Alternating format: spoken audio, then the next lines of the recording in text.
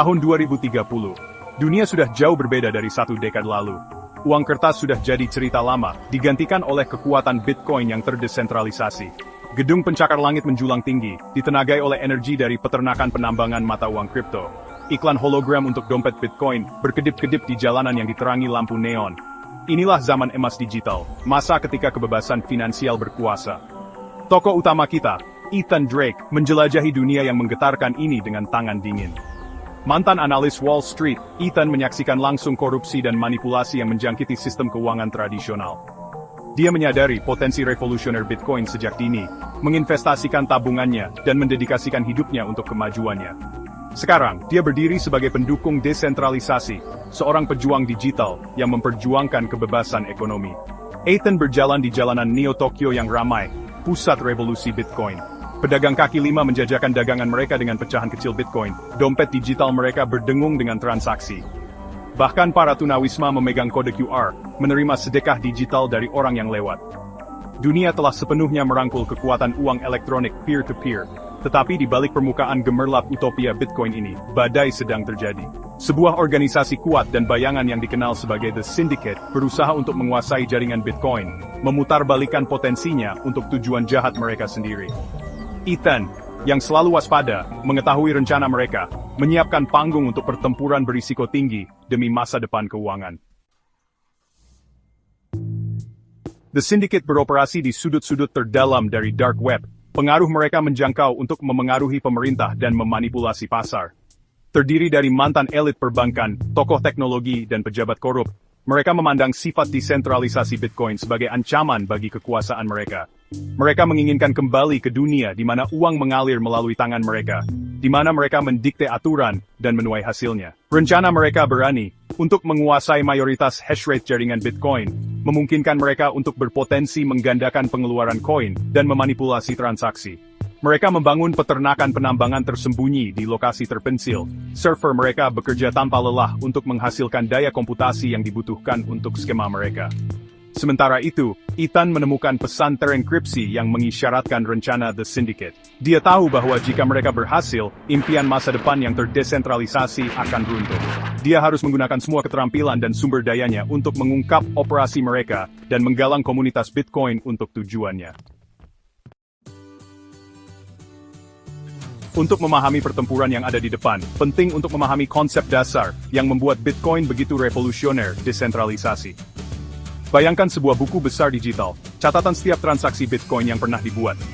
Buku besar ini, yang dikenal sebagai blockchain, tidak disimpan di satu lokasi, tetapi didistribusikan ke ribuan komputer di seluruh dunia. Sifat terdistribusi ini adalah inti dari keamanan Bitcoin. Tidak ada satu entitas pun, bahkan organisasi yang kuat seperti The Syndicate, yang dapat mengontrol atau mengubah blockchain.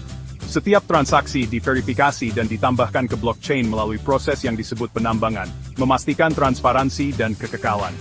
Struktur terdesentralisasi ini memberdayakan individu dan mematahkan cengkeraman lembaga terpusat. Ethan berpacu dengan waktu.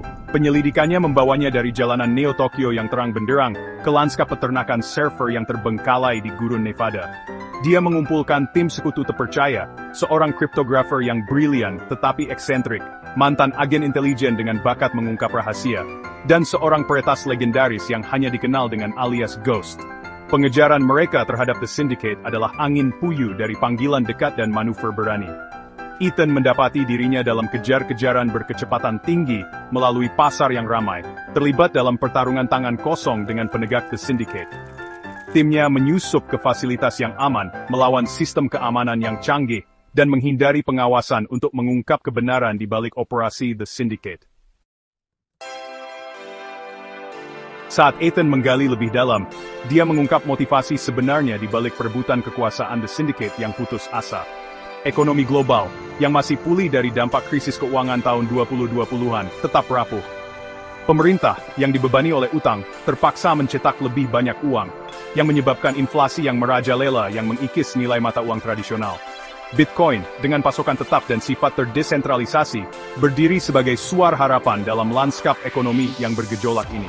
Nilainya, yang ditentukan oleh kepercayaan kolektif dan permintaan jutaan pengguna, sebagian besar tetap tidak terpengaruh oleh manipulasi pemerintah atau tekanan inflasi. Orang-orang di seluruh dunia beralih ke Bitcoin sebagai tempat yang aman untuk kekayaan mereka.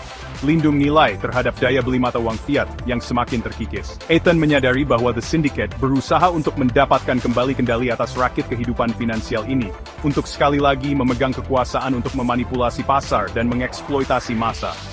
Dia tahu bahwa jika mereka berhasil, konsekuensinya akan mengerikan, menjerumuskan dunia kembali ke era ketidakstabilan dan kontrol keuangan.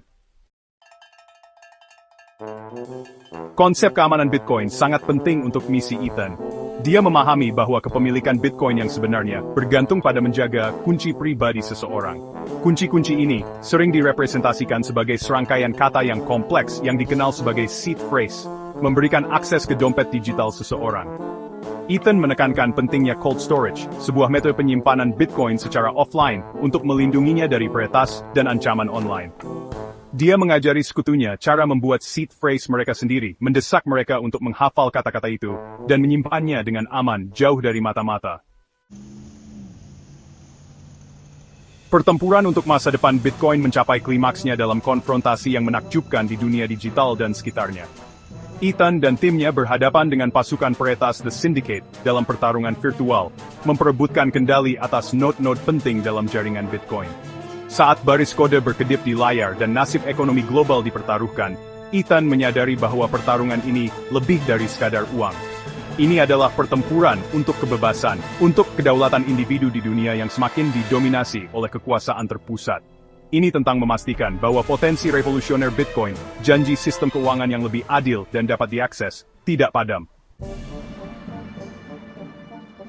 Sepanjang perjalanannya, Ethan tertarik pada misteri seputar pencipta Bitcoin yang penuh teka-teki, Satoshi Nakamoto.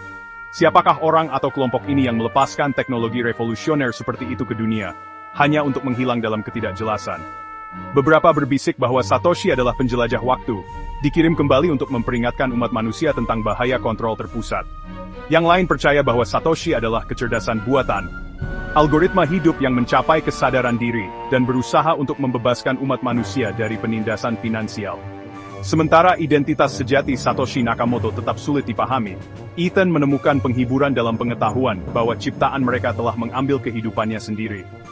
Bitcoin, jaringan terdesentralisasi yang diatur oleh prinsip-prinsip matematika, dan didorong oleh keinginan kolektif jutaan orang, telah dicuri lebih besar dari satu orang at only Tengen. Pertempuran untuk jiwa Bitcoin terus berkecamuk, tetapi Ethan dan sekutunya tetap teguh dalam komitmen mereka terhadap desentralisasi. Mereka memahami bahwa perjuangan untuk kebebasan finansial adalah maraton, bukan lari cepat, dan mereka siap untuk mendedikasikan hidup mereka untuk tujuan ini. Saat dunia merangkul era digital, Bitcoin berdiri sebagai bukti kekuatan kecerdikan dan kolaborasi manusia. Ini mewakili masa depan di mana kekuasaan didistribusikan, di mana individu memiliki lebih banyak kendali atas keuangan mereka, dan di mana belenggu kontrol terpusat dipatahkan.